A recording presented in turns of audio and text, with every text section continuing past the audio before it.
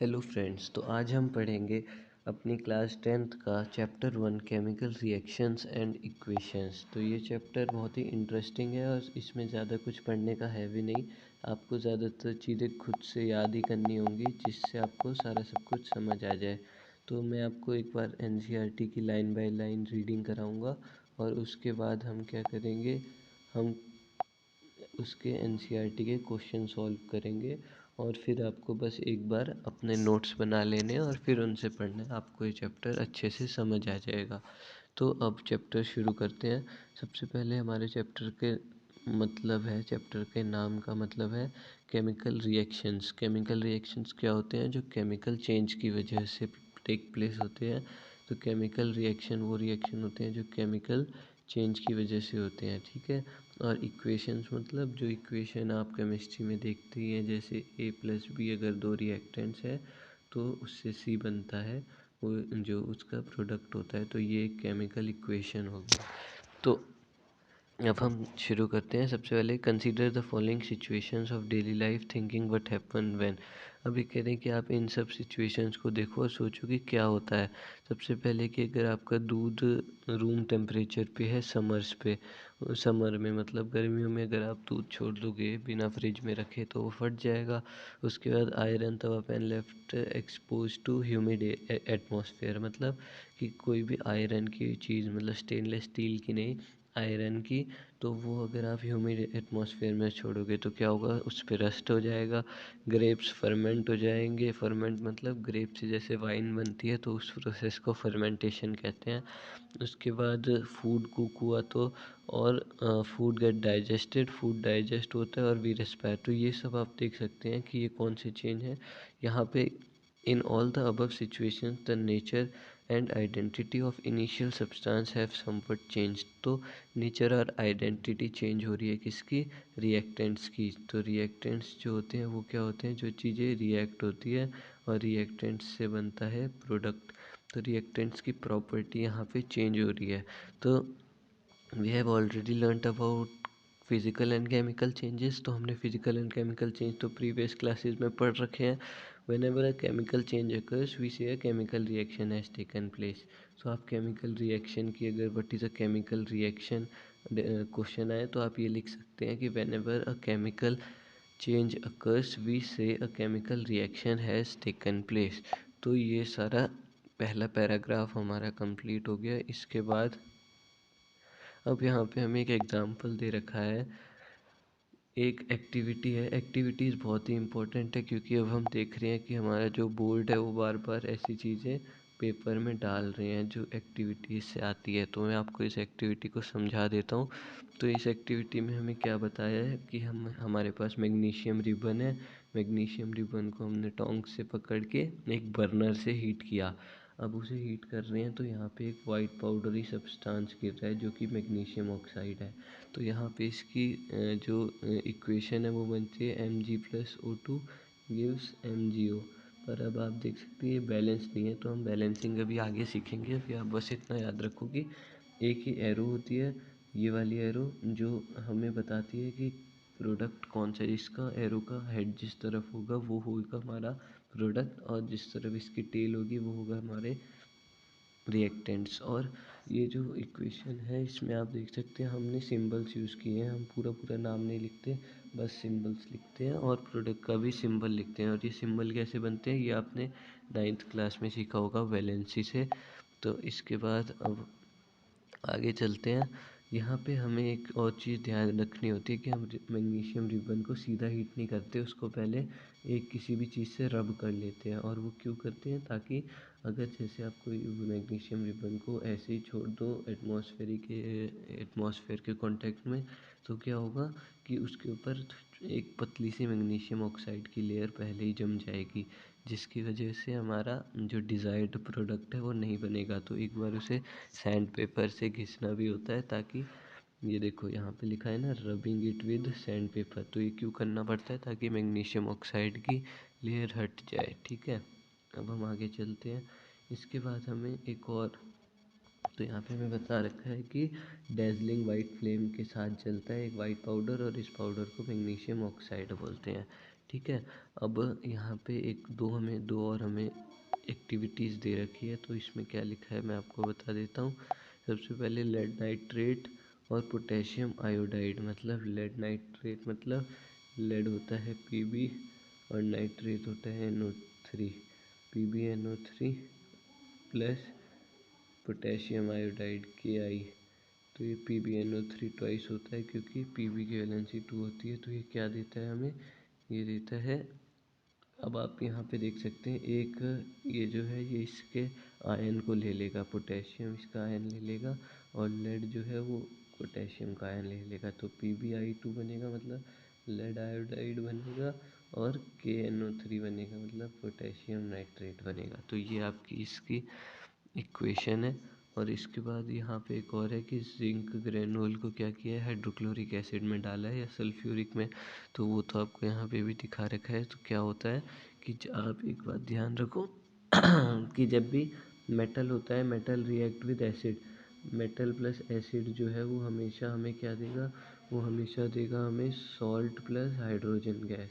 तो ये आपको एक बार याद कर लेना है कि metal plus acid, salt plus hydrogen gas, फिर चाहे वो कोई सा भी एसिड हो, चाहे वो कोई सा भी मेटल हो, वो हमेशा मेटल का सॉल्ट और H2 गैस ही देगा। ठीक है, जैसे यहाँ पे भी हाइड्रोजन गैस निकल रही है, आप देख सकते हैं। इसके बाद अब हमें बता रखा है कि अगर कोई भी केमिकल चेंज या केमिकल रिएक्शन टेक प्लेस हो रहा है तो उससे हमें क्या क्या चेंजेस विजिबल होंगे या फिर हम कौन से चेंजेस को ऑब्जर्व कर सकते हैं। तो 4 चेंज होते हैं, change of state, change of colour, change of evolution of gas और change in temperature. Temperature change होता है, एंडोथर्मिक एक्सोथर्मिक जैसे रिएक्शंस होते हैं। एवोल्यूशन ऑफ गैस जैसे हम देख ही सकते हैं, यहाँ पे H2 गैस इवॉल्व हो रही है। उसके बाद change in colour, change in colour को आप देख सकते हैं डिस्प्लेसमेंट रिएक्शंस में, जहाँ पे एक ज़्यादा स्ट्रॉन्ग मेटल दूसरे मेटल के उसको, अभी हम आगे देखेंगे ये वाली रिएक्शन। और चेंज इन स्टेट तो आप देख सकते हैं जैसे कि H2+O2 बन जाता है H2O, तो ये हमारा गैस से वाटर बन गया मतलब लिक्विड में आ गया। तो ये चेंज ऑफ स्टेट भी हो सकता है ऐसी रिएक्शंस पे। उसके बाद केमिकल इक्वेशन क्या होती है, तो देखो वर्ड इक्वेशन होती है एक, जो ऐसी लिखते हैं हम पूरा पूरा लिखते हैं, magnesium plus oxygen, magnesium oxide, तो रिएक्टेंट्स एक तरफ, प्रोडक्ट्स एक तरफ। और इसके बाद आपको दिख रहा है कि यहाँ पे प्लस साइन लगता है, जैसे अगर 2 रिएक्टेंट्स हैं तो उनके बीच में प्लस लगा देंगे, 2 प्रोडक्ट होते तो प्लस XYZ जो भी बनता वो भी इसके आगे ऐसे ही लिखते। LHS बोलते हैं रिएक्टेंट्स वाली साइड को, RHS बोलते हैं प्रोडक्ट वाली साइड को। ठीक है, इतना बेसिक आपको पता होना चाहिए। इसके बाद ये मैंने आपको बता ही दिया कि जो एरो हेड है वो पॉइंट करता है प्रोडक्ट की साइड, और जो उसके पीछे वाली डायरेक्शन है वहाँ पे होते हैं रिएक्टेंट्स। इसके बाद केमिकल इक्वेशन कैसे लिखते हैं, तो केमिकल इक्वेशन हम सिंबल्स के साथ लिखते हैं जो कि रिस्पेक्टिव एलिमेंट्स या कंपाउंड्स के होते हैं। और यहाँ पे और कुछ इतना बताने लायक है नहीं। और अब हम बैलेंसिंग सीखेंगे, ठीक है। तो बैलेंसिंग हम जैसे ये इक्वेशन है ना, इसको बैलेंस करेंगे। तो इसको बैलेंस करना ऐसे, ये बड़ा मेथड है, यहाँ पे तो समझाने को दे रखा है ये वाला मेथड, पर आपको जो पेपर एग्ज़ाम में आएगा वो सीधा बैलेंस करने को आएगा। तो मैं आपको एक क्लियर पेज पे बताता हूँ कि ये कैसे बैलेंस होता है। तो सबसे पहले एक इक्वेशन लिख लेते हैं, ये Fe+H2 है, Fe3O4+H2। तो हमारे पास इक्वेशन है Fe+H2O gives Fe3O4+H2। एक बार क्रॉस चेक कर लेते हैं, Fe+H2 Fe3O4+H2, Fe+H2 Fe3O4+H2। ठीक है, तो ये हमारे पास यहाँ पे है इक्वेशन अपनी। तो अब आपको देखना है, हमें बैलेंसिंग करनी है। बैलेंसिंग होती क्या है, बैलेंसिंग मतलब होता है कि आप यहाँ पे क्या करते हैं, बैलेंसिंग मतलब होता है आप यहाँ पे कुछ ऐसा कर रहे हैं कि दोनों प्रोडक्ट और रिएक्टेंट साइड बराबर हो जाए। तो Fe+H2O gives Fe3O4+H2। ठीक है, ये हमारे पास इक्वेशन थी। हाँ, तो अब हम बैलेंस करेंगे। बैलेंसिंग मतलब law of conservation of mass सुना होगा आपने। कि हमें मास को कंजर्व करना होता है, तो वो जो कंजर्वेशन वाला लॉ है उसकी वजह से हमें बैलेंस करना पड़ता है। बैलेंस मतलब क्या होता है कि जो मॉलिक्यूल्स, जितने नंबर ऑफ मॉलिक्यूल्स, पार्टिकल्स जो भी हैं किसी कंपाउंड के जो रिएक्टेंट्स में है, वही रहने चाहिए प्रोडक्ट में भी। तो जो मॉलिक्यूल्स का नंबर है ना वो इक्वल रहना चाहिए। तो मॉलिक्यूल्स का नंबर चेंज नहीं होता, मतलब कोई भी मास चेंज नहीं होएगा। जो मास इनका है वही मास प्रोडक्ट का भी रहेगा। अब हम शुरू करते हैं कैसे बैलेंस करते हैं। तो यहाँ पे हमें दिख रहा है कि यहाँ पे Fe1 है पर यहाँ पे Fe3 है। तो एक बार हम Fe को 3 कर देते हैं। तो अगर हम करें 3Fe plus H2O gives Fe3O4 plus H2। अब हमारे पास ये रही इक्वेशन। अब आप देख सकते हैं कि यहाँ पे क्या हो रहा है। यहाँ पे क्या हो रहा है कि अब Fe तो बैलेंस है, मतलब यहाँ पे भी 3Fe के आयन है और यहाँ पे भी 3Fe के, मतलब ये जो Fe क्या है, आयरन है। तो यहाँ पे भी 3 आयरन के एटम्स हैं, यहाँ पे भी 3 आयरन के एटम है। ये बैलेंस हो गया। पर हमें और चीज़ें भी सारी बैलेंस करनी है। तो अब H2 बराबर है। पर यहाँ पे देखो अब मेन दिक्कत क्या आएगी ना, हमें मेन दिक्कत आएगी O के साथ। O जो है वो यहाँ पे 1 है पर यहाँ पे 4 है। तो अब हमें O को बैलेंस करना है। O को बैलेंस करने को हमें 4 इधर है तो हम यहाँ पे 4 लगा देते हैं। तो 4H2 अगर हम करें तो पर अब देखो अब O बैलेंस हो गया पर H नहीं हुआ। तो आपको ऐसे ही दिमाग लगाना पड़ेगा और धीरे धीरे स्टेप वाइज करेंगे तो ये हो जाएगा। तो अब हम करते हैं 3Fe plus 4H2O gives Fe3O4 plus H2। तो अब हम देख सकते हैं यहाँ पे H2 बैलेंस नहीं, H2 8 है पर यहाँ H2 2 ही है। तो यहाँ पे हम 4 लगा देते हैं। तो अब आप चेक कर सकते हैं अब ये पूरी इक्वेशन बैलेंस हो गई है। मैं आपको एक बार दिखा देता हूँ। यहाँ देखो Fe के 3 है, Fe के 3 है, H के कितने हैं 8, H के कितने हैं 8, 4 2 जा 8। देखो मैं आपको एक और चीज़ बताता हूँ। अगर आपको कभी भी ऐसा दिखे जैसे 2H2 है तो इसका मतलब ऐसा होता है कि H2 के 2 मॉलिक्यूल्स हैं, मतलब H2 के 2 मॉलिक्यूल्स हैं। H2 एक मॉलिक्यूल हुआ पर अगर हम H का एटम्स देखें तो H के 4 एटम्स हैं। H के 4 एटम्स हैं पर H2 के 2 मॉलिक्यूल्स हैं। ठीक है, तो आप किसी भी तरह से बैलेंस कर सकते हैं, चाहे एटम से करो चाहे मॉलिक्यूल से करो, बात सेम है। पर आपको एटम से ज़्यादा इजी होगा। जैसे 4 2 जा 8, यहाँ H के 8 है, यहाँ भी H के 8 है। O के कितने, अब देखो O जो है वो H2O के साथ ही है तो ये वाला 4 इसके लिए भी होता है। तो O4 और O4। तो यहाँ पे आप देख सकते हैं हमारे तीनों एलिमेंट जो है वो बैलेंस है। तो ये एक, हम इसे बोलेंगे ये एक बैलेंस्ड केमिकल इक्वेशन है, बैलेंस केमिकल इक्वेशन है। ठीक है, अब आपको बैलेंसिंग आई होप समझ आ गई होगी। तो अब हम आगे चलते हैं। यहाँ पे भी इन्होंने यही बता रखा है कि आप बैलेंस करना जब शुरू करोगे तो कैसे होगा, उसके बाद धीरे धीरे स्टेप वाइज जैसे मैंने आपको बताया, और आखिरी में ऐसा कुछ ये बैलेंस होके हमारे पास आ जाएगी। ये है एक बैलेंस्ड इक्वेशन। ठीक है, अब इस चैप्टर में मेन बस ये बैलेंसिंग ही थी। इसके बाद फिज़िकल स्टेट उतना इम्पोर्टेंट है नहीं, अगर आपको पता हो तो आप लिख सकते हैं, वरना लिखना इतना ज़रूरी होता नहीं। ये हमें बताता है कि जो प्रोडक्ट्स हैं और जो रिएक्टेंट्स हैं वो किस स्टेट में थे, मतलब रिएक्टेंट्स किस स्टेट में थे और फिर प्रोडक्ट कौन से स्टेट में बन गया। तो आपको मैं एक लिस्ट बता देता हूँ। अगर गैस है तो आप G लिखेंगे, अगर लिक्विड है तो आप L लिखेंगे, अगर एक्वस क्या होता है, पानी के साथ मिक्सड है तो आप AQ ही लिखेंगे, और अगर सॉलिड है तो आप S लिखेंगे। ये 4 चीज़ें ही होती हैं। इन्हीं 4 में से आपको कोई एक लिखना होता है प्रोडक्ट के रिएक्टेंट्स के आगे। देखो जैसे Fe है तो आप इसके आगे कैसे लिखोगे कि ये क्या है, एक ब्रैकेट बनाओगे छोटा सा, और अगर सॉलिड है तो ऐसे। तो जैसे यहाँ पे लिख रखा है ना, ऐसे ही आप अपनी इक्वेशन में भी लिखोगे।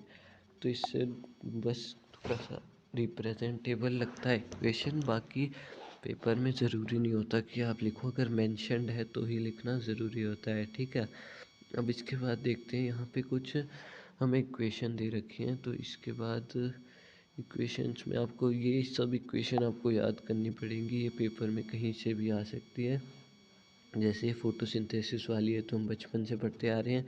एक ये इक्वेशन यूनिक सी है, CO मतलब कार्बन मोनोऑक्साइड प्लस H2 मतलब हाइड्रोजन, ये बनाता है CH3OH। तो CH3OH हमारा प्रोडक्ट बन गया। तो ये आपको याद करना पड़ेगा, इसमें कोई मतलब लॉजिकल चीज़ है नहीं। इसके बाद अब ये हमारे क्वेश्चंस आ गए, why should a magnesium ribbon be clean. तो ये मैंने आपको बता दिया, ताकि उसकी मैग्नीशियम ऑक्साइड की लेयर हट जाए। उसके बाद hydrogen plus chlorine hydrogen chloride. तो हमें बैलेंस केमिकल इक्वेशन लिखनी है। तो H प्लस हाइड्रोजन की गैस होती है तो H2 plus Cl2 hydrogen chloride 2HCl। Hydrogen chloride होता है HCl, पर यहाँ पे 2 है, यहाँ पे 2 है, हम 2 लिख देंगे सीधा, तो ये बैलेंस्ड हो जाएगी। ठीक है, पहली इक्वेशन हो गई। इसके बाद तो अब हमारे पास इक्वेशन है barium chloride aluminium sulphate, barium sulphate aluminium chloride. तो हमें पता है कि बेरियम क्लोराइड होता है BaCl2, एल्यूमिनियम सल्फेट होता है Al2SO4 थ्राइस, बेरियम सल्फेट होता है BaSO4 और एल्यूमिनियम क्लोराइड होता है AlCl3। अब आप इसको बैलेंस कैसे करोगे? आपको दिख रहा है कि Cl2 है, Cl3 है, तो इसको बैलेंस करने को पहले Cl को यहाँ पे 2 से मल्टीप्लाई करना पड़ेगा। एक जगह 2 से, एक जगह 3 से। उससे पहले आप SO4 देखो, तो SO4 यहाँ पे 3 है, यहाँ पे 3 है, यहाँ पे 1 ही है, तो 3 BaSO4 कर देते हैं। अब Ba3 करना है तो Ba3 कर देते हैं। Cl2 है, Cl3 है, Cl कितना है, तो यहाँ पे 3 2 जा 6, तो यहाँ पे भी 2 3 जा 6 कर देते हैं। तो ये इक्वेशन यहाँ पे बैलेंस हो गई है, आप चेक कर सकते हैं। इसके बाद sodium plus water, sodium hydroxide plus hydrogen, sodium Na plus H2O gives NaOH plus H2। तो यहाँ पे बैलेंसिंग करने को क्या है, OOH2 अच्छा ठीक है, तो H2O में दिक्कत है, H में दिक्कत है, H यहाँ एक तरफ प्रोडक्ट की साइड 3 है और रिएक्टेंट में 2 है। तो क्या करेंगे हम इसको, अगर हम O देखें, O बराबर है, ठीक है, हम यहाँ पे कोशिश करते हैं कि इसको बैलेंस करने की। तो अगर हम 2 लगा देंगे तो ये 4 हो जाएंगे, हम 3 लगाते हैं 6। अब O3 हो गया, तो O3 हो गया, तो अब कितना होएगा, H2 6, तो H3 और 4 5। अगर हम 2 लगाएं तो H4 और H2 और 2 4, तो यहाँ पे 2 2 से बैलेंस हो रही है, तो आप इसको देख सकते हैं। ठीक है, अब इसके बाद हमें क्वेश्चन है कि right the balance chemical state और स्टेट द सिंबल। तो ये वाली इक्वेशंस आप खुद कर सकते हैं। अब ये बेसिक है, तो मैं आपको चैप्टर समझा देता हूँ। उसके बाद types of chemical reaction, chemical reaction की कौन कौन से टाइप होते हैं। तो सबसे पहले मैं आपको सीधा बता देता हूँ। एक होता है कॉम्बिनेशन, एक कॉम्बिनेशन रिएक्शन होता है, एक डिस्प्लेसमेंट होता है, एक डबल डिस्प्लेसमेंट होता है, एक रिडॉक्स रिएक्शन होता है, और एक होता है एक कॉम्बिनेशन होता है मतलब जुड़ने वाला, और एक होता है टूटने वाला मतलब कि डिकम्पोजिशन। ठीक है, तो अब आपको इसे एक बार एक्सप्लेन कर देते हैं। कॉम्बिनेशन रिएक्शन कौन से होते हैं? कॉम्बिनेशन रिएक्शन वो होते हैं जिसमें प्रोडक्ट्स जो है ना, वो इसकी जनरल फार्मूला ये होता है A+B गिव C। तो हमारे पास 2 रिएक्टेंट्स होते हैं और एक प्रोडक्ट होता है, इसको कहते हैं कॉम्बिनेशन। जैसे 2 रिएक्टेंट्स और एक प्रोडक्ट, हीट कोई प्रोडक्ट नहीं होता, ये तो बीच में रिलीज़ हो जाती है बस। तो ठीक है, ये रिएक्शन बस इतने से ही होते हैं। आपकी इनकी डेफिनेशन भी इतनी लिखनी होती है कि the reaction in which reactants combine to form a single product, 2 or more reactants combine to form a single product, तो उसे हम कॉम्बिनेशन कहते हैं। तो CaO plus H2O give CaOH twice plus H plus heat. ठीक है, तो ये एक्सोथर्मिक रिएक्शन है, हमें पता चल रहा है। तो ज़्यादातर कॉम्बिनेशन रिएक्शन एक्सोथर्मिक ही होते हैं। इसके बाद हमारा अगला रिएक्शन, पहले इसके थोड़े से एग्जांपल, C+O2 CO2 और H2+O2 H2O। तो ये सब हमारे कॉम्बिनेशन है। ये वाला रिएक्शन बहुत ही इम्पोर्टेंट है, ये हर बार क्वेश्चन आता है और आपके पेपर में भी ज़रूर आएगा कि किस चीज़ का सॉल्यूशन दीवालों पे यूज़ होता है वो पुट्टी करने को, वाइट वॉशिंग करने को। तो हमारे पास होता है कैल्शियम हाइड्रोक्साइड का CaOH ट्वाइस का सॉल्यूशन यूज़ होता है। तो यहाँ पे देख सकते हैं COH ट्वाइस ये एटमॉस्फेयर में जो CO2 है उसके साथ रिएक्ट करती है और CaCO3 प्लस H2O बनाती है। ठीक है, CaCO3 मतलब कैल्शियम कार्बोनेट, यही उसको शाइनी बनाता है, जो दीवार होती है ना उसको शाइनी बना देता है। उसके बाद CH4 plus O2 CO2 plus H2O, जो भी अगर किसी भी चीज़ के साथ O2 रिएक्ट करता है तो CO2 प्लस H2O बनाता है किसी भी हाइड्रोकार्बन के साथ। अब हाइड्रोकार्बन आप आगे कार्बन एंड इट्स कंपाउंड वाले चैप्टर में पढ़ेंगे। ये फिर हमारे पास वही आ गई कौन सी रिएक्शन, फोटोसिंथेसिस की। यहाँ पे आपको एक चीज़ ध्यान रखनी है, एक्सोथर्मिक कौन से होते हैं और एंडोथर्मिक कौन से होते हैं। एक्सोथर्मिक होते हैं जिनमें हीट रिलीज होती है, एक्सो मतलब बाहर, तो एक्सोथर्मिक मतलब हीट बाहर, और एंडो मतलब अंदर, तो एंडोथर्मिक मतलब हीट जो है वो एब्जॉर्ब कर रहा है। ठीक है, इसके बाद डिकम्पोजिशन, तो डिकम्पोजिशन रिएक्शन मोस्टली सबसे ज़्यादा बार होंगे तो ये एंडोथर्मिक के होंगे। इसकी एक बहुत फेमस रिएक्शन है ये वाली, ये आपको याद करनी पड़ेगी, FeSO4 Fe2O3 SO2 SO3, तो ये वाली रिएक्शन बहुत इम्पोर्टेंट है। ठीक है, इसके बाद ये भी एक अच्छी सी रिएक्शन है, CaCO3 gives CaO plus CO2। यहाँ पे एक और लेड नाइट्रेट की रिएक्शन है, इसकी बैलेंसिंग आप याद ही कर लेना, इसकी बैलेंसिंग बहुत मुश्किल होती है। तो ये PbNO3 twice gives PbO plus NO2 plus O2। ठीक है, इसके बाद यहाँ पे हमारे पास डिकम्पोजिशन रिएक्शन तीन टाइप के होते हैं, कौन कौन से। एक होता है जो इलेक्ट्रिसिटी से होता है, ठीक है, इलेक्ट्रोकेमिकल। एक होता है जो लाइट से होता है, ठीक है, फोटोलिटिक। और एक होता है इलेक्ट्रिसिटी से हो गया, लाइट से हो गया, एक होता है हीट से, उसको क्या कहते हैं, थर्मो। तो ये वाले तीन टाइप के होते हैं जो डिकम्पोजिशन रिएक्शन होते हैं। तो जो वाटर वाला होता है वो होता है इलेक्ट्रिसिटी से, जो यहाँ पे दो रिएक्शन है ये वाले होते हैं फोटो मतलब लाइट, तो सनलाइट से। तो ये किस में यूज़ आते हैं, ब्लैक एंड वाइट फोटोग्राफी में। AgCl gives Ag plus Cl2 और AgBr gives Ag plus Br। Silver bromide और सिल्वर क्लोराइड के रिएक्शंस हैं ये दो। इसके बाद डिस्प्लेसमेंट रिएक्शन होता है जब कोई एक more reactive element less reactive element के सॉल्यूशन से उसे अलग कर दे और खुद वहाँ पे चले जाए। मतलब आपको इसके लिए रिएक्टिविटी सीरीज याद होनी चाहिए। ठीक है, यहाँ पे कहीं पे है नहीं, रिएक्टिविटी सीरीज नहीं है तो आपको इसको याद करना पड़ेगा। मैं साइड में लिख देता हूँ, ये आपको बहुत ज़रूरी है।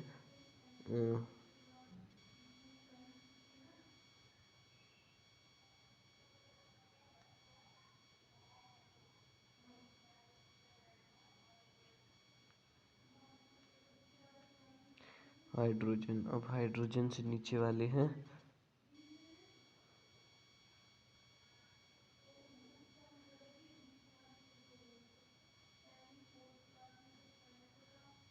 हाँ, तो यहाँ पे है potassium, sodium, calcium, magnesium, aluminium, zinc, iron. Pb मतलब लेड, हाइड्रोजन, Co मतलब कॉपर, Hg मतलब मर्क्यूरी, सिल्वर, गोल्ड और प्लेटिनम। तो ये डिक्रीजिंग ऑर्डर में है। ठीक है, डिक्रीजिंग ऑर्डर में रिएक्टिविटी सीरीज होती है, ये आपको अगले चैप्टर में पता चलेगी। तो इसके हिसाब से मतलब जैसे K है ना, मतलब पोटेशियम है, तो ये अपने नीचे वाले किसी भी एलिमेंट को डिस्प्लेस कर सकता है क्योंकि ये उससे ज़्यादा रिएक्टिव है। जैसे Cu है, Cu अपने से नीचे वाले किसी को भी कर सकता है, Ca अपने नीचे Cu को कर सकता है, पर Ca को नहीं कर सकता। क्यों, क्योंकि वो उससे कम रिएक्टिव है। ठीक है, आप इस रिएक्टिविटी सीरीज़ को याद कर सकते हैं, ये बहुत ही ज़रूरी है। इसके बाद अब सारे रिएक्शंस आप ऐसे कर सकते हैं, देखो जैसे यहाँ पे Fe है, Fe जो है वो Cu से ज़्यादा रिएक्टिव है तो ये Cu का SO4 ले लेगा। ठीक है, Cu के सॉल्यूशन से उसे हटा देगा और खुद FeSO4 बन जाएगा, Cu अलग।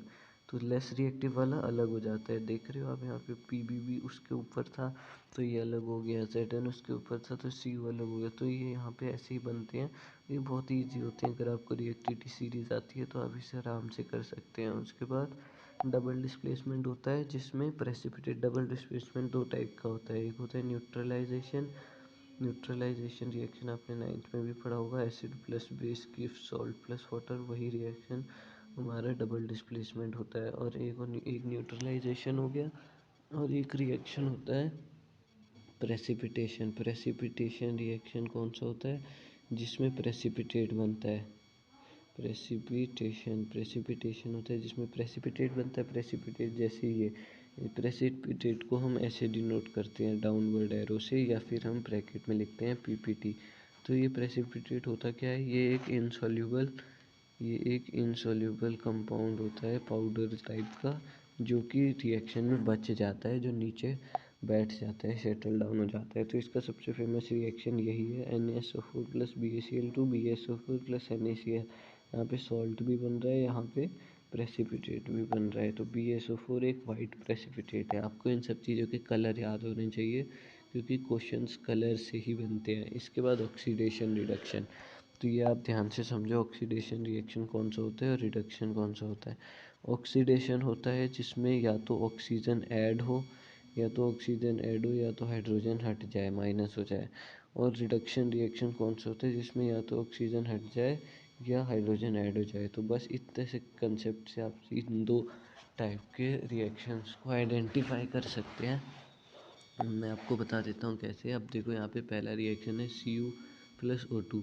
Cu प्लस O2 हमें बनता है, CuO मतलब copper plus oxygen, copper oxide बनाता है। तो यहाँ पे ऑक्सीडाइज कौन हो रहा है, ऑक्सीडाइज मतलब जिसमें ऑक्सीजन ऐड हो रही है। तो CuO ऑक्सीडाइज हो रहा है, Cu ऑक्सीडाइज हो रहा है। आपको कभी भी अगर पूछे कि ऑक्सीडाइज कौन हो रहा है या रिड्यूस कौन हो रहा है, तो हमेशा याद रखना कि हमेशा वो यहाँ पर रिएक्टेंट साइड से ही होगा, ठीक है।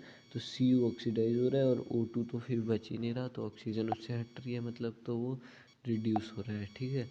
अब यहाँ पे आपको ये भी याद रखना है कि अगर हमें कॉपर ऑक्साइड मिल गया, हमें दोबारा क्या बनाना है, कॉपर बनाना है, तो हमें उससे H2 पास करनी होती है।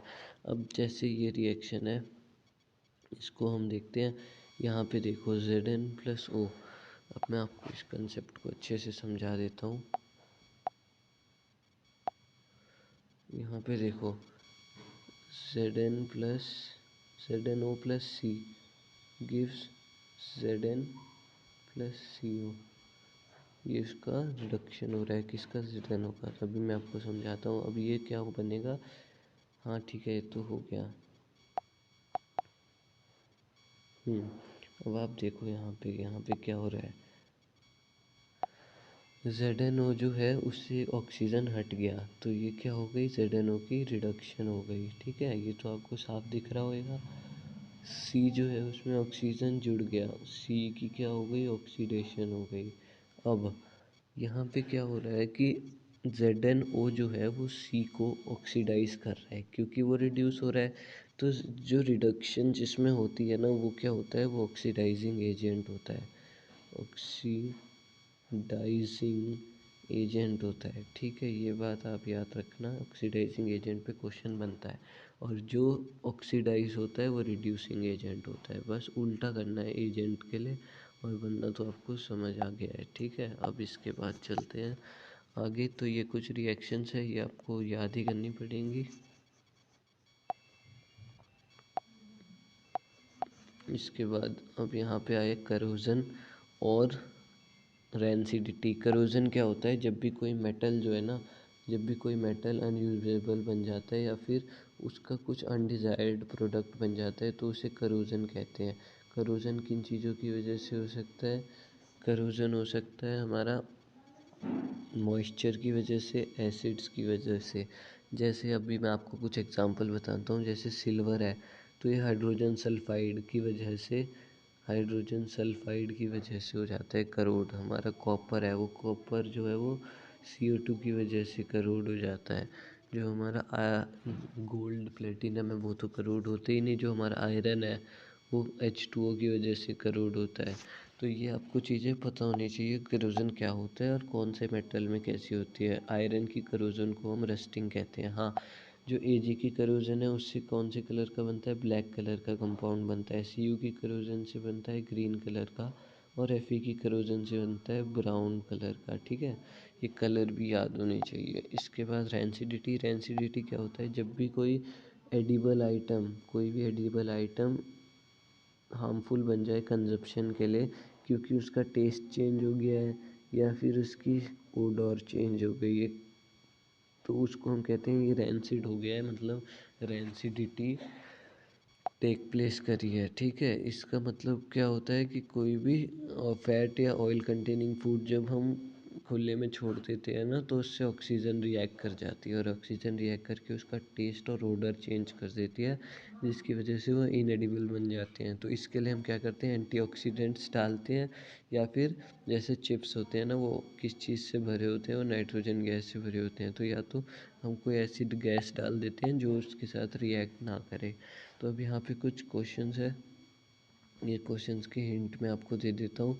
तो सबसे पहले, why does copper sulphate change colour when iron, iron क्यों, क्योंकि डिस्प्लेसमेंट रिएक्शन हो जाता है। उसके बाद डबल डिस्प्लेसमेंट रिएक्शन का एग्जांपल आप लिख सकते हैं। अब हमें बोलना है कि substances that are oxidise, oxidise कौन सा हुआ है, Na ऑक्सीडाइज हुआ है। ठीक है, यहाँ और रिड्यूस क्या हुआ है, O2 रिड्यूस हुआ है। यहाँ पे कौन ऑक्सीडाइज हुआ है, H2 ऑक्सीडाइज हुआ है, क्योंकि उसमें ऑक्सीजन जुड़ी है, और रिड्यूस CO हुआ है। ठीक है, ये आपको समझ आ गया होगा। इसके बाद ये पूरे चैप्टर की समरी है, ये आप एक बार पढ़ सकते हैं। उसके बाद एक्सरसाइज आ गई हमारी, तो यहाँ पे पूछ रहे हैं लेड इज़ गेटिंग रिड्यूस। तो लेड आप याद रखो, कोई भी चीज़ जो प्रोडक्ट साइड में है उसका कोई रिलेशन नहीं होता ऑक्सीडेशन रिडक्शन से, सारी चीज़ें होती है इस साइड में। तो लेड नहीं है, कार्बन डाइऑक्साइड भी उस साइड है, ये नहीं है। Carbon is getting oxidise, carbon oxidise हो रहा है, सही है। लेड ऑक्सीडाइज रिड्यूस हो रहा है, सही है। तो यहाँ पे कौन से सही है, C&D पार्ट सही है। तो C&D का तो ऑप्शन ही नहीं है। Carbon dioxide is getting oxidise, lead is getting reduced. हमें क्या पूछ रहे हैं, इनकरेक्ट पूछ रहे हैं। अच्छा सॉरी, मैं करेक्ट देख रहा था, तो इनकरेक्ट तो हमारा 1 A and B है, तो 1 आपका सही ऑप्शन हो जाएगा। इसके बाद ये कौन से टाइप का रिएक्शन है, आप देख सकते हैं एक चीज़ का कंपाउंड दूसरी, एक चीज़ का आयन, एक रिएक्टेंट का आयन दूसरे ने ले लिया, और Fe अलग रह गया। क्यों रह गया, क्योंकि वो एल्यूमिनियम से कम रिएक्टिव था। तो ये हमारा डिस्प्लेसमेंट रिएक्शन है। ठीक है, इसके बाद डाइल्यूट हाइड्रोक्लोरिक एसिड को जब आप आयरन फिलिंग में डालेंगे तो क्या होगा, FeCl बनेगा, आयरन क्लोराइड बनेगा, और हाइड्रोजन गैस होगी। सॉल्ट प्लस वाटर बनता है, आपको पता है, तो ये ऑप्शन सही है। इसके बाद what is balance chemical reaction, ये हमने देखा हमें क्यों करनी पड़ती है, क्योंकि हमें law of conservation of mass को सेटिस्फाई करना है। उसके बाद ट्रांसलेट द फॉलोइंग, यहाँ पे आप केमिकल रिएक्शन इनकी लिख सकते हैं, ये तो आपको अपने रजिस्टर पे लिखने ही होंगे। उसके बाद ये बैलेंस करने का है, ये फिर लिखने हैं, ये फिर लिखने हैं। इस चैप्टर में बस इक्वेशन ही इक्वेशन है, और आपको वो याद करनी पड़ेंगी।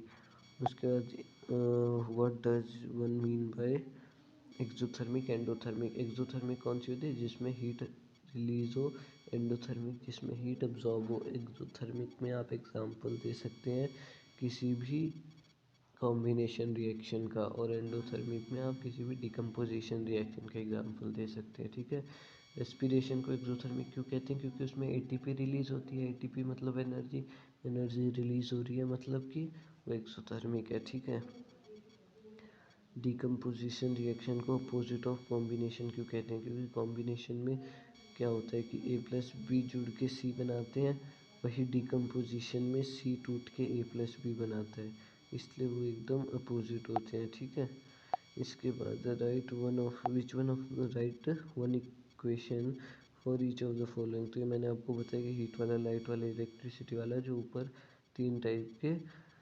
डिकम्पोजिशन रिएक्शन थे, आप उनके एग्जांपल दे सकते हैं। मैं आपको एक हिंट भी दे देता हूँ। सबसे पहले हीट में हमारे पास आएगा, हीट में हमारे पास आएगा कौन सा, जो हमारे पास था हीट में डिकम्पोजिशन CaCO3 वाला, ठीक है। लाइट में डिकम्पोजिशन होएगा Ag वाला, जो सिल्वर के दो रिएक्शन थे, AgBr और AgCl वाला, ठीक है। और इलेक्ट्रिसिटी में होगा वाटर वाला, ठीक है। इसके बाद what is the difference between displacement double displacement. Displacement में कोई एक मोर रिएक्टिव सब्सटेंस दूसरा लेस रिएक्टिव एलिमेंट का सॉल्यूशन से उसे डिस्प्लेस कर देता है, पर डबल डिस्प्लेसमेंट में एक्सचेंज ऑफ आयंस होता है। आप यहाँ पे दोनों रिएक्शंस की सिंपल डेफिनेशन लिख सकते हैं। उसके बाद refining in the refining of silver, recovery of silver from silver nitrate solution involve displacement of copper metal। तो ये आपको ये रिएक्शन लिखना है। प्रेसिपिटेशन रिएक्शन कौन सा होता है जिसमें प्रेसिपिटेट बनता है, मतलब डबल डिस्प्लेसमेंट रिएक्शन होता है। एग्जाम्पल वही ऊपर वाला BaSO4 जिसमें प्रेसिपिटेट बनता है, वो वाला लिख सकते हैं आप। अब क्या कह रहे हैं, gain and loss of oxygen की टर्म में। ऑक्सीडेशन मतलब गेन ऑफ ऑक्सीजन, रिडक्शन मतलब लॉस ऑफ ऑक्सीजन। तो आप दो रिएक्शन यहाँ पे लिखेंगे हर एक के। शाइनी ब्राउन कलर एलिमेंट, सीधा आपको पता है Cu है शाइनी ब्राउन कलर एलिमेंट। वो अगर ब्लैक ऑक्साइड बना रहा है, ठीक है, ऑक्साइड इसकी ब्लैक होती है CuO, ठीक है। उसके ऊपर जो मैं ग्रीन कह रहा था वो क्या होती है, वो इसकी करोजन के बाद बन जाती है। ऑक्साइड नहीं बनती उसमें, उसमें इसकी हाइड्रोक्साइड बनती है कॉपर कार्बोनेट के साथ, ठीक है। एलिमेंट एक्स कौन सा है, कॉपर है। ब्लैक कलर कंपाउंड कौन सा है, CuO है, ठीक है। जो ऊपर रिएक्शन थी वही। हम पेंट क्यों करते हैं आर्टिकल्स को, ताकि वो करोड ना हो, ठीक है। पेंटिंग हो गया, ग्रीसिंग हो गया, और गैल्वेनाइजेशन हो गया, एनोडाइजिंग हो गया, ये आप अगले चैप्टर में पढ़ोगे। ये सब मेथड होते हैं किस चीज़ के, ये सब मेथड होते हैं एलिमेंट को करोजन से बचाने को, मेटल को करोजन से बचाने को, ठीक है। उसके बाद पूछ रहे हैं fat and oil containing substances are flushed with nitrogen. उन्हें नाइट्रोजन से क्यों भरते हैं, ताकि वो रेंसिड ना हो जाए, रेंसिडिटी ना हो जाए। उसके बाद एक एक एग्जाम्पल बताने हैं, ठीक है। करोजन का आप आयरन की रस्टिंग बता सकते हैं। रेंसिडिटी का आप कोई भी घर की चीज़ जो हो जाती है वो ख़राब हो जाती है, ऐसे बता सकते हैं, जैसे फैट कंटेनिंग या ऑयल कंटेनिंग सब्सटेंसेस। उसके बाद एक ग्रुप एक्टिविटी है, और यहाँ पे आपका पहला चैप्टर ख़त्म हो गया है। तो आई होप आपको ये समझ आ गया होगा पूरा। तो हमने लगभग लगभग 35 मिनट में ये चैप्टर पूरा कर दिया है। तो अगर आपको वीडियो पसंद आई तो चैनल को सब्सक्राइब करना और वीडियो को लाइक करना। और अगर आपको नेक्स्ट चैप्टर चाहिए तो मुझे कमेंट में ज़रूर बताना कि हमें चैप्टर 2 या जो भी चैप्टर चाहिए उसकी वीडियो। फिज़िक्स वाले चैप्टर के हम न्यूमेरिकल भी प्रैक्टिस करेंगे, इसलिए चैनल पे बने रहना। Thank you.